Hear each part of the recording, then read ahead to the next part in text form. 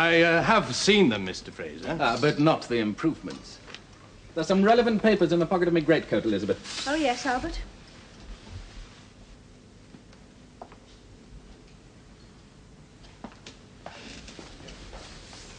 I got your note about the doctor's request. Yes. Now, I asked an old aunt of mine. She said there was no history of convulsions in any member of our family as far as she knows. Oh, thank God. Is William any better? Oh, he's fine now, but I couldn't rest till I was sure.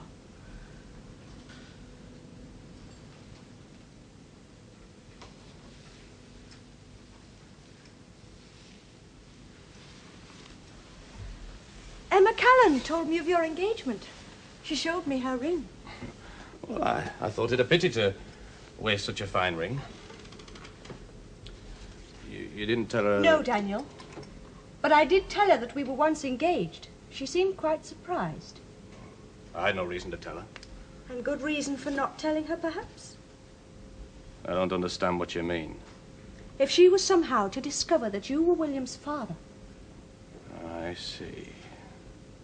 Oh, that would suit your purpose admirably. My purpose? Fraser's, then. Or your brother James. Oh, yes, they would dearly love to cause a rift between Emma Callan and I. And you have a lot to lose, don't you, Daniel? Marry Emma and you'll be the Callan line, all 25 ships of it. Well, now, here they are. I've no wish to see the improvements to your original design, Mr. Fraser. Only the design is approved by the shareholders, with masts and sails. And until you've prepared that, there's little point in our wasting each other's time. Good night to you.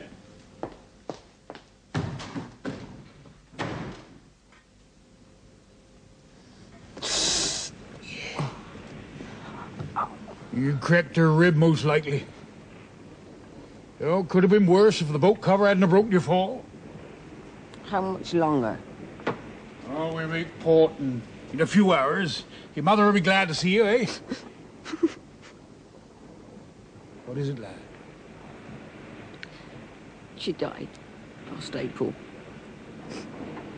He's got another he wants to marry. That's why you ran away to sea.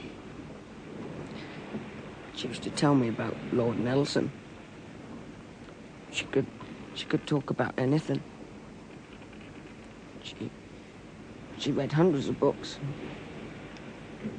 She thought Lord Nelson was a wonderful man. A sailor and a gentleman. And I thought it would be a noble thing. They don't put everything in books, lad.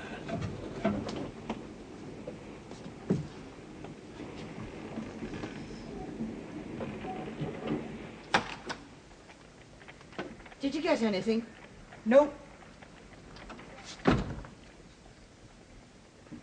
What did Mrs. Morley say? Tell her. She kept me on. Oh, I'm so glad. I had to cry to get her to do it. Even then she docked me threepence for the inconvenience. She sounds a very ill-tempered woman. Her old man started chasing after girls. She's got to take it out on somebody. She got a man the sack from Chumley's this week. He'd been there 5 years doing the cash. Now he's got to go. Just because he got her change wrong. And she said he was insolent. What will they get instead? How should I know? Chumley'd never take a woman. It's figuring.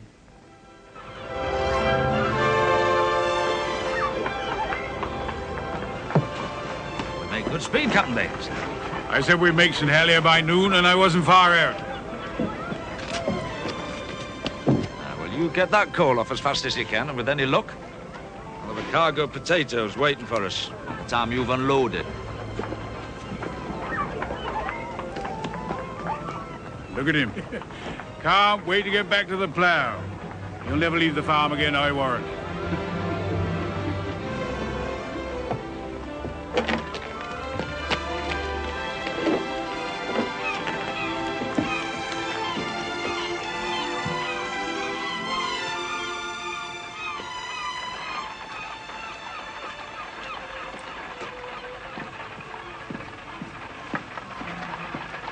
Mr. Onedin. Yes? Oh, I understand you're looking for a cargo of potatoes. That's right. Well, perhaps you'd like to follow me up here.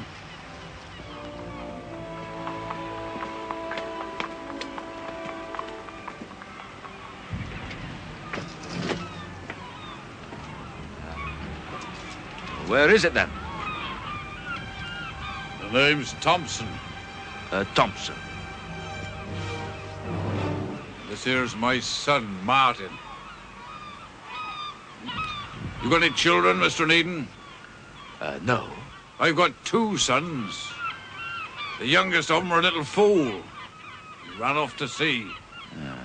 Young Peter's father, eh? Yes. But Martin here does exactly as I say.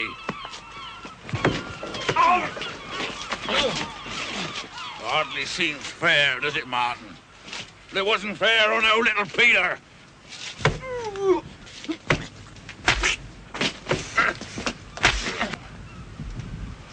2 to 1, eh? Mind if I stay and even it up?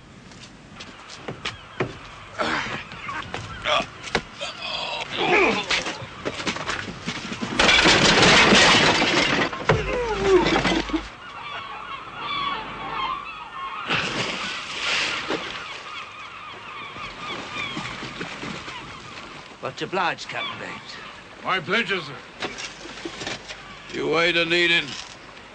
Our turn will come.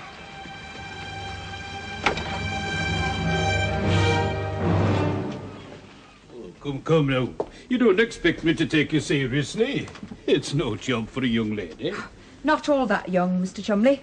And most of your customers are ladies. Yes, but bless your heart. Women weren't meant to bother the pretty little heads about ledgers and arithmetic and credit balances. Whatever would people say? That where Chumley's emporium leads, others follow. No. If it were the haberdashery counter, I wouldn't hesitate. But this post calls for a... Now, yesterday, for instance, you see, his totals don't tally. This is how he walked off and left them. May I see? It's only a matter of 2 shillings. But we must have accuracy. Speed and accuracy. It's no use. I've checked it myself. He must have made a wrong entry. Oh, it's here, Mr. Chumley. Well, I have a confession to make. Sometimes our very weaknesses come to our aid. You see, he writes his 7s like 9s. I tend to do the same myself. I believe a lot of ladies do. Hey, you'd need to be very careful about that. Oh, I take the utmost pains to correct it, Mr. Chumley. Hey, I take it you have references. Would you mind very much if I first mentioned wages? Oh, I couldn't give you what I was giving Mr. Bannerman. Of course not. I'd do the job for half the money. Well, Mr. Chumley?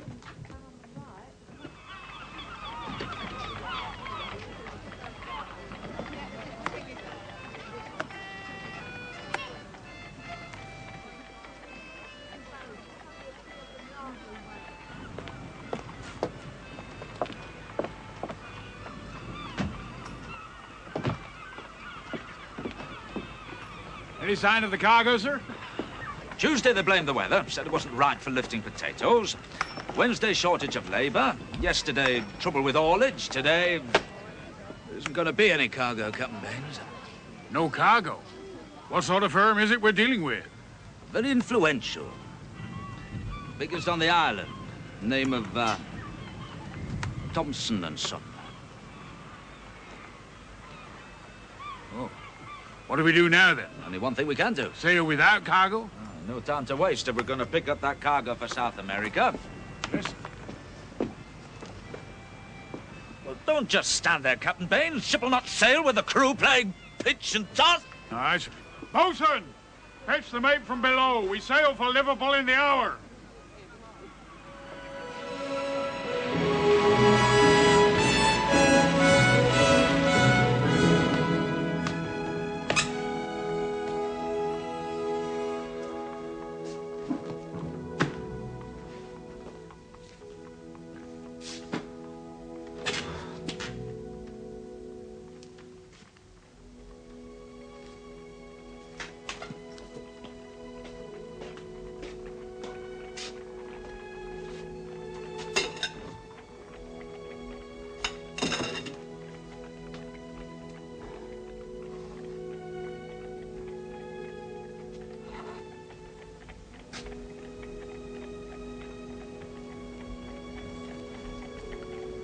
Yeah, I'll be back. That one to Mr. Repton. That one to Mr. Stevens in bedding. No, not that one. That's mine.